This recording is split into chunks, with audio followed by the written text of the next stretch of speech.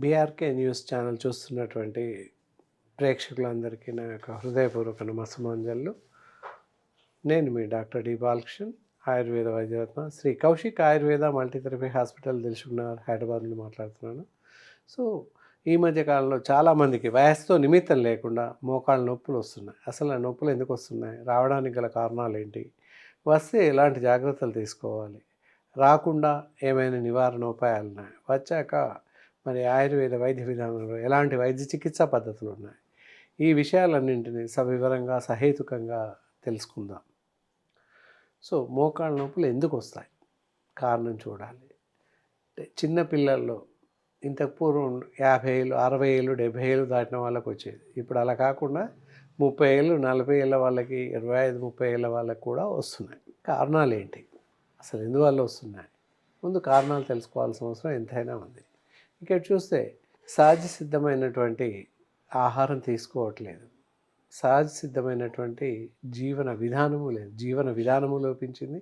అలాగే తీసుకునేటటువంటి ఆహారంలో పోషక విలువలు లేని ఆహారం తీసుకుంటున్నామని నిక్కచ్చితంగా చెప్పవచ్చు.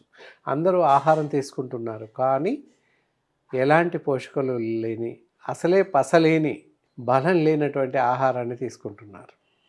ఎంతసేపు పిజ్జాలు బర్గర్లు తినడం, రోడ్ సైడ్ ఉండేటటువంటి జంక్ ఫుడ్స్ తినడం, ప్రిపేర్డ్ ప్యాకేజ్డ్ ఫుడ్ తినడం ఆరోగ్యానికి చాలా హాని చేస్తుంది. అలాగే దాంతోపాటుగా చాలా రకాల జబ్బులు కొని తెస్తుంది. మరి అలాంటి ఆహారం తీసుకున్నప్పుడు మోకాళ్ళ నొప్పులు రావడం ఏమాత్రం అతిశయోక్తి లేదని చెప్పాలి. ఇది ఆహారం విషయంలో. ఇక చూస్తే ఇంకో కారణం ఏంటి, మనం జీవిస్తున్నటువంటి జీవన శైలి సరిగా లేదని చెప్పాలి. చిన్నతనం నుండి 5 ఏళ్ళు 4 ఏళ్ళు 5 ఏళ్ళు పిల్లోడు స్కూల్కి వెళ్తున్నప్పుడు మొదలవుతుంది వాళ్ళకి భారం. వీపు పైన వాళ్ళ వయసుకు మించిన బరువుతో బ్యాగులు, చేతిలో క్యారియర్, ఇంకొక చేతిలో ఇంకొక గొడుగో ఇలాంటివి పట్టుకొని 4-5 ఫ్లోర్లు ఎక్కుతూ వెళ్ళిపోతుంటారు పిల్లలు. సో భుజం పైన చాలా బరువు పడుతుంది. అదంతా వీపు పైన పడి స్పైనల్ కార్డ్ పైన పడుతుంది. అలాగే మోకాళ్ళ పైన కూడా బరువు పడుతుంది ఆ వయసులో. అది అప్పుడేం తెలియదు, అదంతా కూడా భవిష్యత్తులో తెలుస్తుంది. అలాంటి విపరీతమైనటువంటి అలవాట్ల వల్ల ఈ మధ్య ఏజ్లో 25 ఏళ్ళు 30-40 ఏళ్లలో అందుకే మోకాళ్ళ నొప్పులు వస్తున్నాయని చెప్పకనే చెప్పవచ్చు. తర్వాత పిల్లలకు కానీ పెద్దలకు కానీ ఫిజికల్ ఎఫిషియన్సీ, ఫిజికల్ ఎక్సర్సైజ్ ఏవీ లేవు. చిన్న పిల్లల్లో ఇంతకుముందు ప్రతి స్కూల్కి ప్లే గ్రౌండ్ ఉండేది, ఏ స్కూల్కి ప్లే గ్రౌండ్ లేదని చెప్పొచ్చు. గవర్నమెంట్ స్కూల్స్ మినహాయిస్తే మిగతా ఎలాంటి స్కూల్స్కి, ఏ స్కూల్స్కి కూడా ప్లే గ్రౌండ్స్ లేవని చెప్పొచ్చు. ఫిజికల్ యాప్టిట్యూడ్స్, ఫిజికల్ గేమ్స్ అసలే లేవు పిల్లలకి.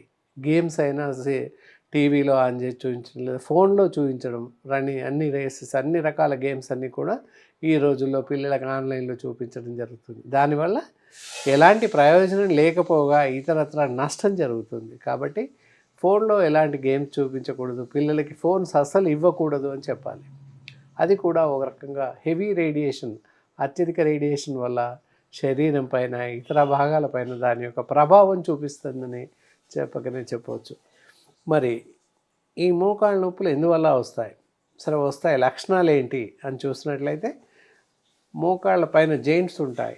ఈ విధంగా జెయింట్స్ ఇలా కుదురుగా ఉంటాయి. ప్రతి జెయింట్స్ మధ్యలో స్పాండిలైస్ ఉంటుంది. స్పాంజ్ లాంటి కణజాలం ఉంటుంది. దాన్ని మృదుస్థల అని తెలుగులో అంటాం.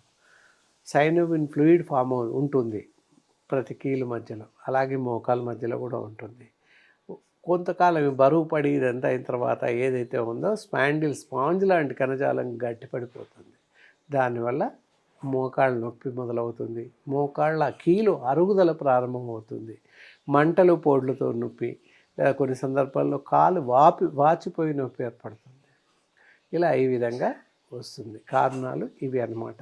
దానివల్ల ఆ ప్రభావం వల్ల మోకాళ్ళ నొప్పి రావడానికి అవకాశాలు ఎక్కువగా ఉన్నాయి.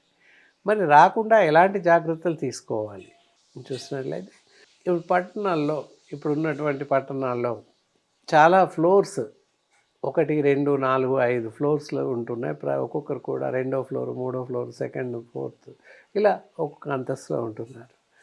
మెట్లు ఎక్కడం దిగడం సహజమే, కానీ మెట్లు ఎక్కుతున్నప్పుడు కానీ దిగుతున్నప్పుడు కానీ సైడ్ పారాఫిట్ ఫాల్ పట్టుకొని మెల్లిమెల్లిగా ఒక్కొక్క మెట్టు చొప్పున దిగడం ఎక్కడం చేస్తూ ఉండాలి.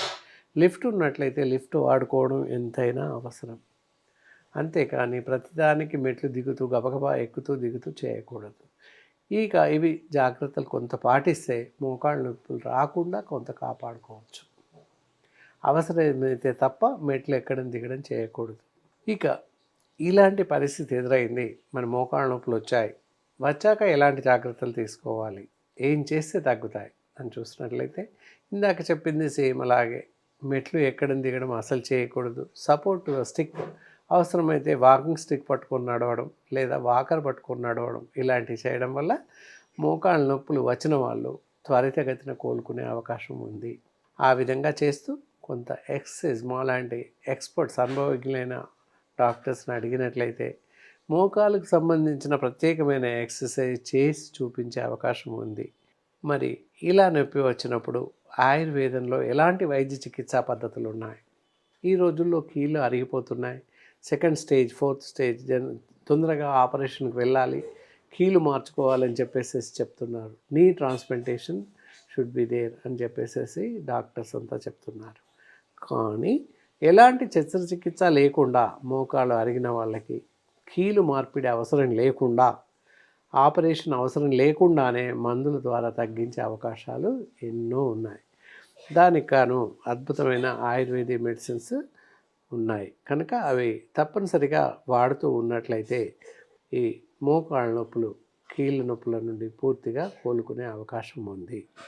దానికి గాను ఆర్థోయోగ్ ట్యాబ్లెట్స్ అని ఉంటాయి. అలాగే ఆర్థోఫెన్ ఆయిల్ ఉంటుంది. ఎక్స్టర్నల్ అప్లికేషన్గా ఆర్థోఫెన్ ఆయిల్ పెడుతూ, అలాగే ఆర్థోయోగ్ క్యాప్సూల్స్ ఇక్కడ చూస్తున్నారుగా, ఆర్థోయోగ్ క్యాప్సూల్స్. ఇవి ఉదయం 2 చొప్పున సాయంత్రం 2 చొప్పున వేస్తూ ఉన్నట్లయితే మీకున్నటువంటి మోకాళ్ళ నొప్పి సమస్య తగ్గుతుంది. దీంతో మీకు కీళ్ళ దగ్గర ఉండేటువంటి సైనోవిన్ ఫ్లూయిడ్ ఫామ్ అవుతుంది. ఆపరేషన్కి వెళ్ళాల్సిన అవసరం లేకుండానే మీకు పూర్తిగా స్వస్థత చేకూరుతుంది. కాబట్టి ఎవరైనా మోకాళ్ళ నొప్పితో బాధపడుతున్నట్లయితే, ఆపరేషన్ ఎవరికైనా సజెస్ట్ చేసినట్లయితే ఆపరేషన్కి వెళ్ళకుండా నేరుగా మమ్మల్ని సంప్రదించినట్లయితే మీకు ఈ మందులు ఇచ్చి తగ్గించే అవకాశం ఉంటుంది. ఎవరికైనా అవసరం ఉన్నట్లయితే స్క్రీన్ పైన మా నంబర్ స్క్రోల్ అవుతూనే ఉంటుంది. ఫోన్ చేసి నేరుగా మాతో సంప్రదించవచ్చు. మీ సమస్యల్ని మాతో పంచుకోవచ్చు. ఈ కార్యక్రమం మీకు పూర్తిగా నచ్చిందని అనుకుంటున్నాను. మళ్ళీ మరో కార్యక్రమం ద్వారా మీ ముందు ఉంటాను. సెలవు.